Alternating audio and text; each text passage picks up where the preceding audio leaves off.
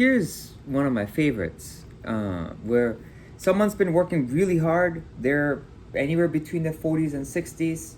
They have a really good life in terms of finances. They've worked really hard. Or actually maybe they don't, but actually they've worked hard. They've been working hard their entire life. They've been responsible. They have a family, and they're going through a midlife crisis, which I believe is somewhat it's misnamed. It's a misnomer to me, because you could call it a midlife reevaluation. I feel like really we should actually call it a midlife reevaluation, or a midlife, or a midlife coming to self, because I feel like it's, unless a person is in the 40s or so, a person hasn't had the chance to experience themselves enough to really be themselves. It's kind of interesting because we don't really think about this, but up to your 20s, you really become mature, right? And so you go through your childhood, and then you go through until like 12, and then you go through your teenage years, and that's called adolescence, where you're becoming an adult. So from a child, you learn how to become an adult, and then you reach adulthood somewhere between 18 and 21, right? Legally speaking, you can't even drink until you're 21. And then you really know that you reach adulthood like when you're 25. And the reason is because of insurance, because at 25, your insurance rate for driving drops significantly. So you know that something happens to your brain, and it's actually true. Your prefrontal cortex doesn't fully mature until you're 25. So really, from just a biological perspective, we're not mature until we're 25, right? And so that you could say that you're not an adult until you're 25, or fully an adult. You could say that you're in the adult range starting 21. And you can see the difference in maturity level between people before the age of 25 and after the age of 25. But even when you're 25, you're still green. It's not really until you're in your 30s that you can be, like somewhere in the late 20s to your 30s, that you can really be considered mature. And so you could say that somewhere in your early 20s to mid 20s to your 30s is when you're working really hard. For about 10 to 15 years is when you try and really get somewhere in your career. Now you're an adult, and you're going to push yourself to see how much you can do with your maturity, right?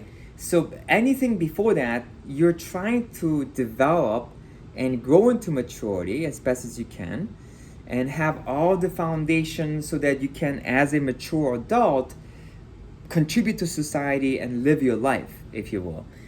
And so as a cultivator, and actually having studied mastery, really you can't really get to a level of mastery with anything less than 10 years.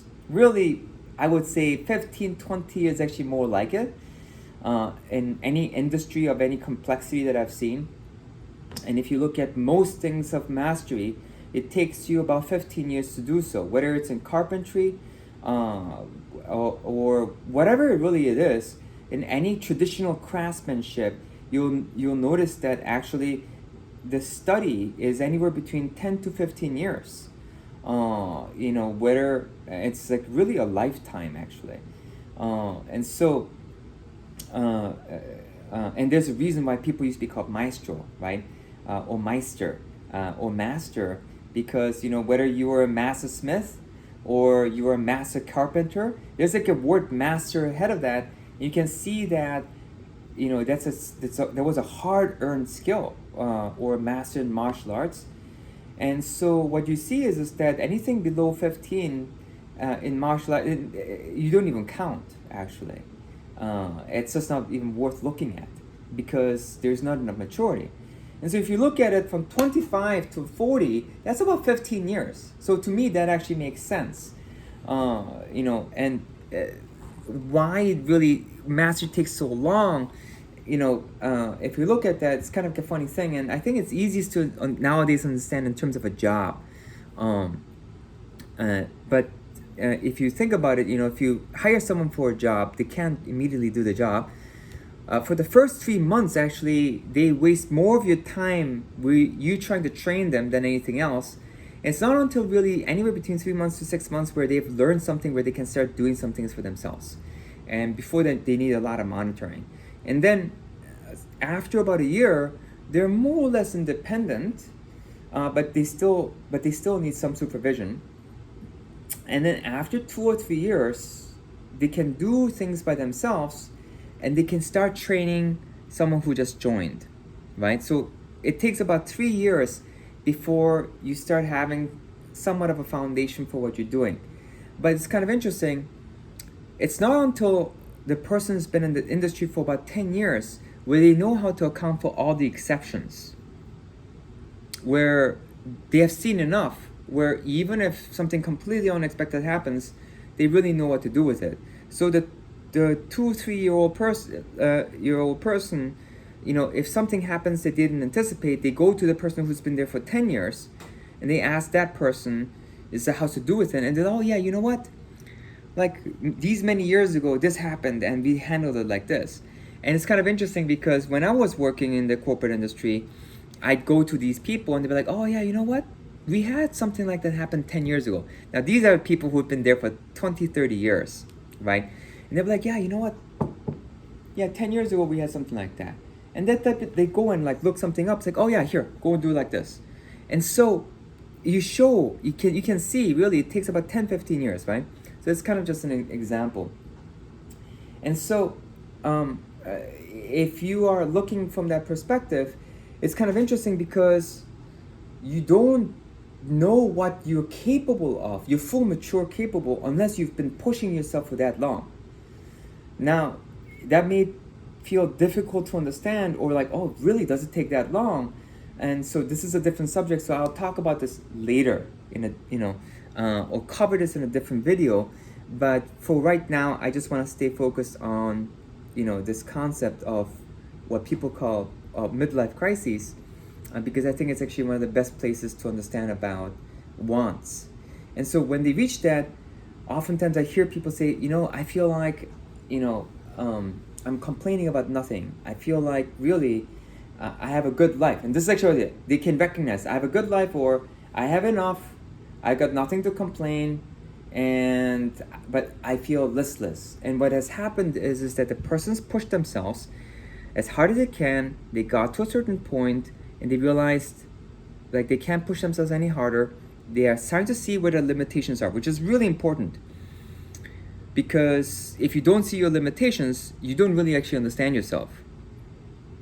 And only when you really see your limitations do you really know what to do with yourself. And only when you see your limitations can you reevaluate everything you have to see what you're about. And so that's called the self-esteem wrong, to understand where am I here? So when you push yourself, you've gone to a certain extent in your career. It's the same thing over and over again. You've reached a certain level of mastery, and you haven't reached a sense of mastery unless you're really bored with your job and you feel like you know it, and it's nothing new. Unless you've reached that place where you can see the end, you have not reached mastery. And you can see that you need to get to a point where you can see the end. You can see that this is always going to be the same, and that's the place you want to reach. And most people don't think that, right? Because that seems boring, that's terrible. And so you avoid trying to get to that place. But unless you get to that place, what can you evaluate? And so once you hit that place, you start wondering, is there anything more to life? Is there anything more to what I can do? And that's called self-actualization. And so you can see that this entire thing is part of this journey of, unless you can come to this place of limitation, you have no idea what to do next. But to say that feels super indulgent, right?